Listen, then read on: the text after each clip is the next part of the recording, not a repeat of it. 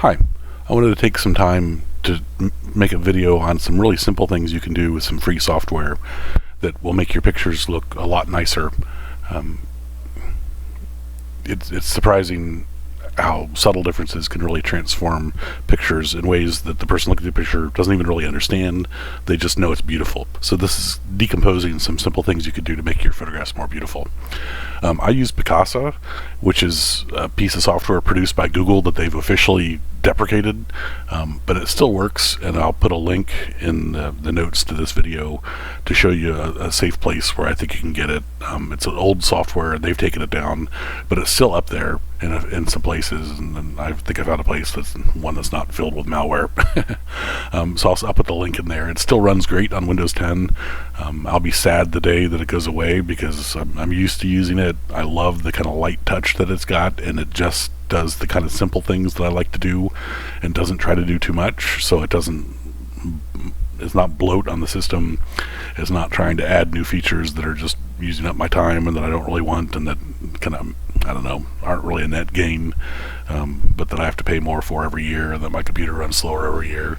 So I like this simple, kind of powerful way that it runs. When it goes away, I'll find something else, hopefully. And I would be happy to buy it. The cost isn't that much, but I want like the simpler, lighter piece of software.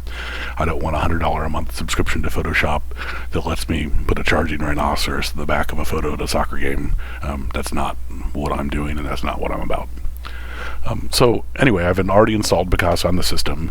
I've already uploaded the photos from my memory card into the computer.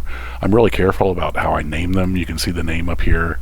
I've got the date, and I always do it with a year, month, date so that they sort right when I show them in a directory. And I label what the event is. I do a lot of youth sports photography just because it's fun, and it's local, and I like the community aspect of it. So I always put both teams in there and keep it well organized, because the second you move on to the next thing, you'll have forgotten everything about it. So you better capture it right away, or you will lose it forever. So anyway, I've just done that by naming the folder carefully, and here's all the pictures. Now I've actually edited some of these already, so they're going to be prettier. So let me start here. I think there's one that I haven't added yet. So Picasa is a little quirky, but quirky in a good way. It ends up being really efficient when you use it. It takes a little bit of learning curve, but like the learning curve is like watch this video, and you didn't even have to watch the whole video to get it. So I'll right click the picture and go down to open with, and because I installed Picasa, I now have this Picasa photo viewer option. So I'll kick that up. Let me put that. You'll only see the top corner because they're desktop recording software I'm using, but see if I can't fix that. Anyway, at the very bottom, there's a button that says Edit in Picasa. So I'm going to click that,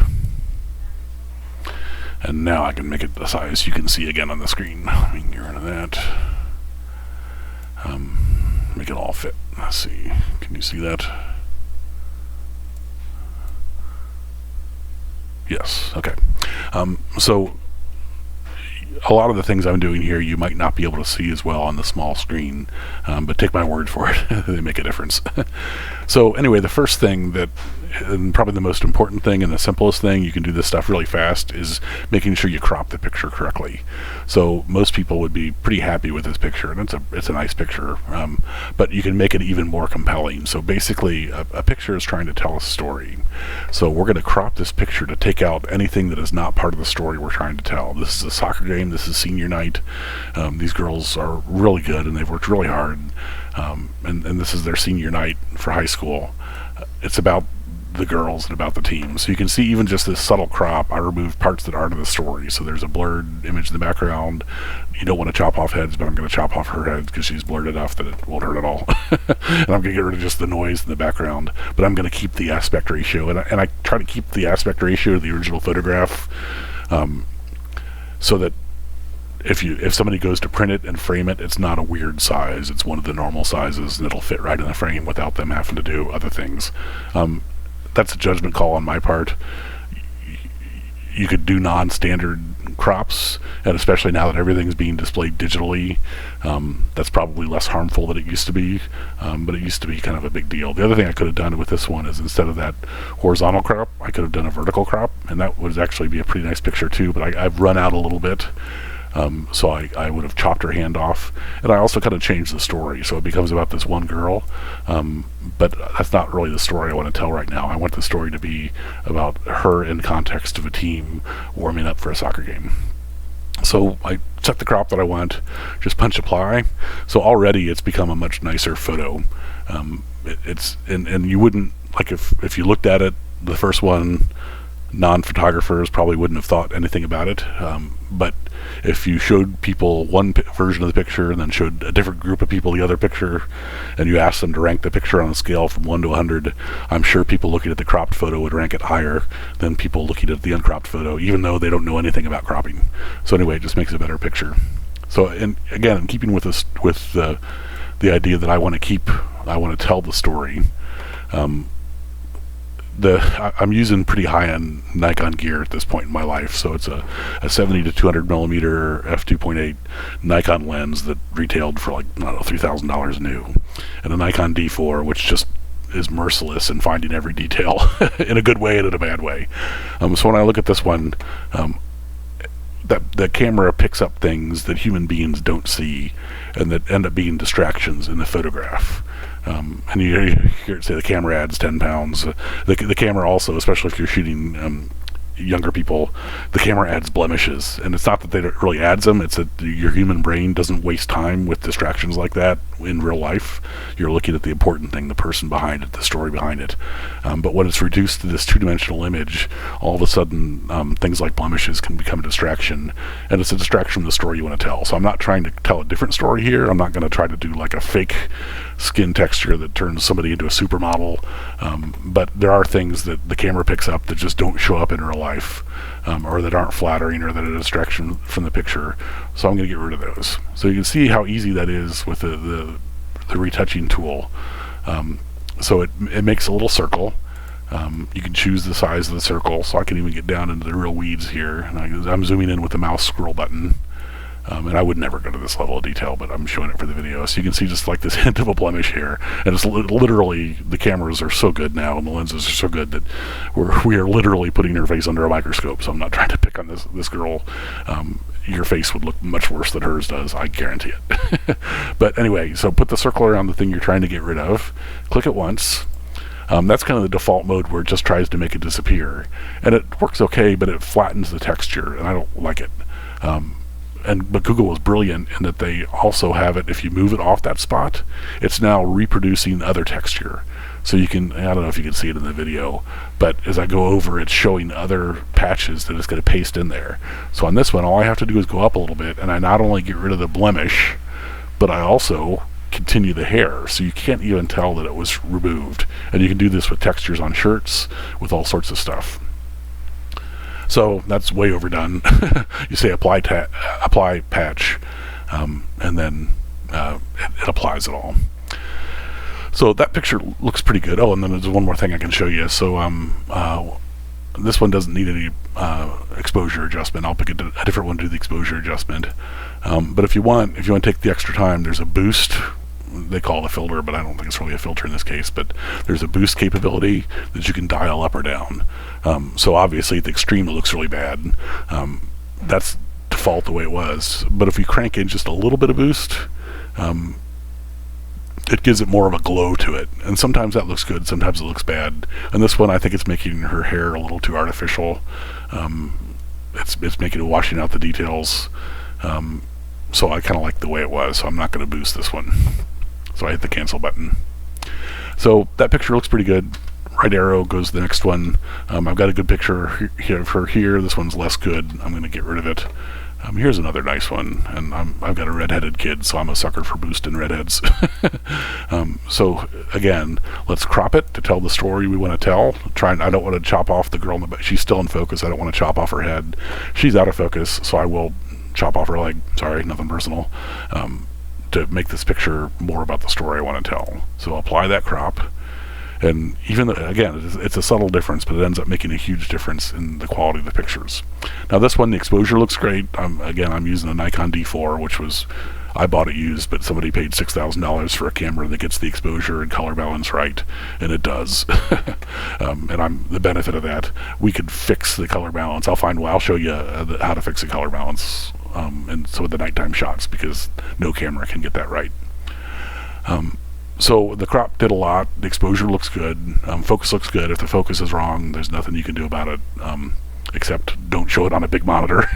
Even some pretty badly focused pictures look good on cell phones, so don't necessarily throw them all away. But you can't fix a focus problem. Now on this one, the colors are a little flat. She's in the shade on a sunny day, so I am going to hit just a little bit of boost on this one. And again, like if it's a redhead, I kind of like bringing out. It's about telling the story that my mind saw and making the camera match what my head sees. And when I see people with like rich colored hair, I see the rich colored hair. Your brain filters out the light better than any camera ever could, and like tells the right story. So I'm trying to get the pictures to tell the right story. So I'm going to boost just a little bit and boost the color a little bit. And to me, this is what I saw when I was there. So I'm going to apply that. I don't want to make it look artificial, but I want to show everyone else what I saw when I was there. So that looks great. Next pictures, you can see how quick we can start ripping through these things. And again, that color looks a little flat.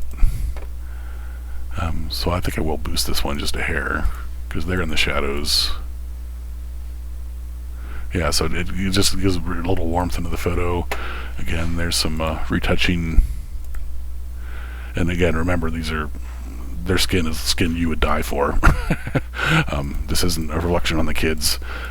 This is just, the camera is just, literally it is a microscope. And to me, it's almost like a moral obligation that if you're going to point a microscope at somebody, you better be willing to come in here and do the blemish removal. Otherwise, you're telling a lie in my mind, because this just isn't what you see when you look at people, and it's not what you should see. So if you're going to buy the high-end equipment and photograph people, I feel like you have an obligation to make them look good, even if you don't like them. And if you don't like them, then don't photograph them. I'm not a fan of, I want to tell the right story, but I always want to respect people and be flattering. So again, you wouldn't even see this on a cell phone. You wouldn't see it if you saw her in person, but I like to clean it up. So it looks pretty nice. This is a better version of that picture, so I'm just going to get rid of that. The focus is a little off on this one, but not so far off that it wouldn't look good on a cell phone. So I will do a quick crop.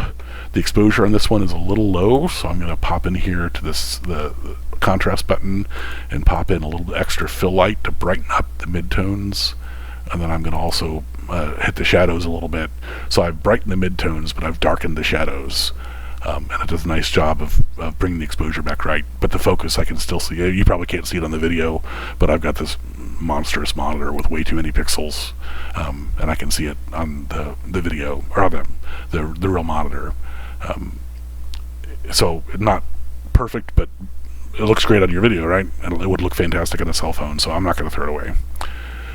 So those are, let me find, so that's an example of contrast, or of the fill light with the shadows adjusting. I could warm this one up too a little bit, boost it just a little bit. I don't use boost that often. If I have a really favorite picture, I'll usually tap it because it takes more time. But it made that picture pretty pretty. I should probably use it more. So let's go back to the library and find one that's got a butchered color balance and see if we can fix it. Now again, this is a Nikon T4 that somebody spent way too much money for, and that I spent way too much money for even after they had lost more than half their value. So it's going to do a far better job than the camera you may be using, and don't feel like you have to have the high-end camera. Again, it's like the skin stuff. The story is, you're telling a story, and you can tell stories really well. You don't have to have, it doesn't have to be perfect, because the brain is not about perfect. You would be surprised how many artifacts are actually in vision, but your brain just filters them out, and that's what we're trying to do here. And this is kind of a side topic, but if you look at these pictures, see how that one's nicely colored and nicely exposed, but that one's not. That one's good, that one's bad, bad, good, good, good. The reason for this is the lights in the stadium are actually AC, a 60 hertz AC current, so they're actually peaking positive and negative 120 volts at 120 times a second. So every 120 times every second, those lights are actually turning off and turning back on, but your brain filters that out, and you just see it as a solid light. you see lower quality, but your brain sees it as a solid light because it just can't detect those differences. But a Nikon D4 can. So when you're shooting at, what was this shot at?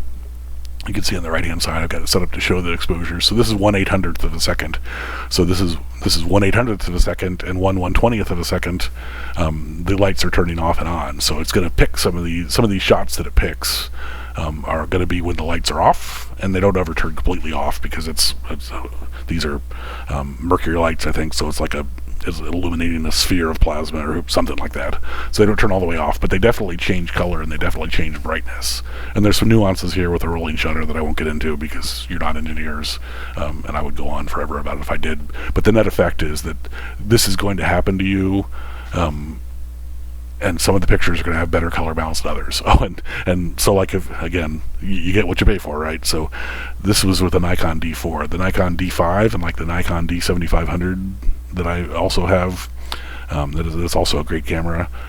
It's got a flicker reduction mode, so it actually is noting that there's this 120 hertz flicker, and you push the button, and it actually waits before it takes the picture until the shutter, or until the light is about to get bright.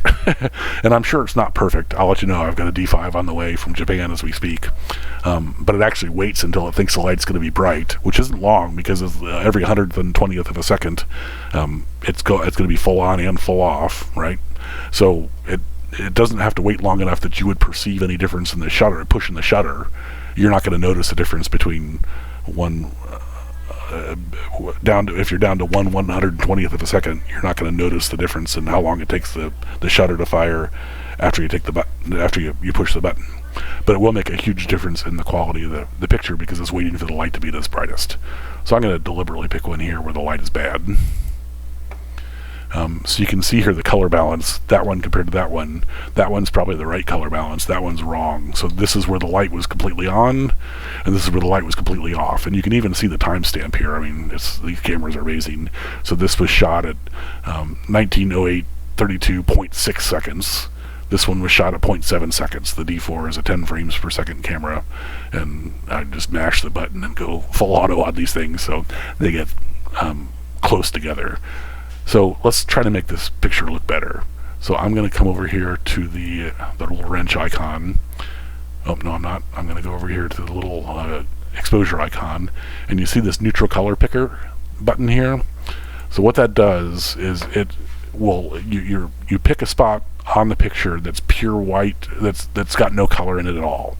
So something you know in the scene that has no colors on it. So gray or black or white, but it can't be something that's just pure black because that means it's underexposed. There's no data there. It doesn't know what color it is because there's nothing there. And it can't be anything overexposed like this little highlight there because there's no color there either. It was overexposed. It's just all white. So you need to find something that it experienced the same light as the subjects that you had, but you know it's pure white.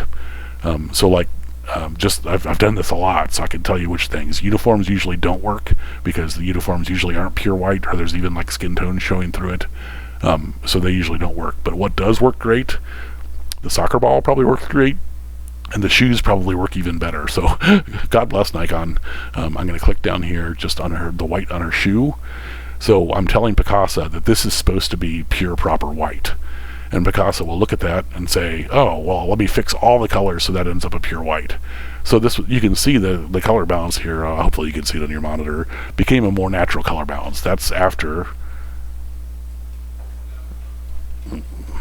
No, I just saved it. That's before. So again, let's try the soccer ball. That's always another good thing. So we'll choose that one. And it kind of did the same thing. So you can see I fixed the color balance. Now the exposure is still off on this one because there just wasn't enough light. So I'm going to crank up the fill light a little bit and then crank up the shadow detail. So we've actually made quite a difference in this picture. And then remember what I also talked about with the cropping. We're trying to tell a story, so take out the stuff that isn't the story. So I'm going to come in here and make a pretty aggressive crop because they make a more compelling photo. I'm leaving the girl's room to run. I'm keeping the ball in there because it tells the story. But I don't want to chop off heads and arms. So I'll hit apply. So there we go. It made quite a bit of difference in this photo. So say I've done editing all these. I'm going to click the back to library button. Picasa organizes these things based on subdirectory. So these are all the pictures that I put in that one subdirectory. then if I scroll up, you can see there's a lot of pictures in here. Well, if I scroll down, that's the last set I loaded, so sorry for all the scrolling. So if I scroll down, you can see where this batch ends. Any moment now. Scrolling. I got a lot of pictures. I'm not used to this small screen. There it is. So that's the end of these pictures. This was the previous batch. So these are just organized by subdirectory. And this is where Picasa is clever, but maybe too good for its own, too smart for its own good. So see, when I'm scrolling past this batch, you can see a little grayed out icon there for a floppy disk. That means they're all saved. But when I scroll up to this batch, see how it turns blue? That means there's edits to the file that Picasa hasn't saved to disk yet. You don't have to worry about Picasa crashing. If you make these and don't save them and close Picasa or Picasa crashes, it keeps these interim changes, but it won't update the original photos until you click this button. So I'm going to click the button. It's going to tell me that it's going to save them. It makes a backup in a hidden file called .picasa in the folder that you're working on, so the originals get saved, which is great. I don't know if you edit it twice, I don't think it probably saves the original. It probably overwrites the old original with a new original, but I'm not it's good enough. So click save. There's a little dialog that's popping up off what you can see in the screen here, and then it's done and it's marked saved. So now I can exit back out of Picasa. If I go back in here, just the subdirectories is Windows 10. All those files are saved. So again, when I want to go back into here, I can just right-click it, open with Picasa Photo Viewer. You can't see the bottom half of it. Sorry, I don't know how to make my recording software do that without making everything in your window so small that you can't see it. But there's a little button on the bottom that says Edit in Picasa. So you just click that, and then it brings up Picasa, and you're good to go. I'll make another video about how I upload these to Flickr. And again, Flickr isn't magic. It's not the only photo sharing service. Different photo services have different advantages. My goal is to give away my work and to share it with as many people as possible. And Picasa is the best choice for that. In my opinion, I actually pay extra so that I can have the extra storage, and so other people can download the originals for free without even creating an account. That's my goals. SmugMug is another one. I've not tried it, but that's more for people that are trying to sell their photos, which is a personal choice. So anyway, that's what I use. Someday Picasa will go away, and I'll have to find another piece of software that does this, and they all do this simple stuff, so that's fine. So I'll just try to find another simple one. I really don't want to buy a $100 a month subscription to Adobe, and when I did try to use those tools in the past, they tried to do so much that it ended up all getting in my way, and it just slowed me down. I don't work for a magazine, I don't work for a newspaper, so my goal is not to go in and come up with 4 fantastic photos from an event. My goal is to shoot 800 photos at an event and get 600 really good ones out of it, so that every mom has a picture of their kid and a good picture of their kid. So I'm more volume over ultimate quality. I want to get through all 600 pictures, and I've got a real job, so I have to do that in the evening, or a couple evenings. But actually with Picasa and these kind of light edits that I showed you, I can get through 600 to 800 pictures probably in an hour or two. So like while the family's binge watching Survivor, I can probably do 2 or 3 events that I've gone to photograph. So again, this is just kind of this light, simple, does everything that I want it to do, does it simply and easily. I'll be sad when it goes away, but I'm sure there's other stuff that does it too, and all the principles that I've shared will roll over. So anyway, that's the first one. Let me know if you have any questions, and I'm happy to make more of these if they're useful. Thanks.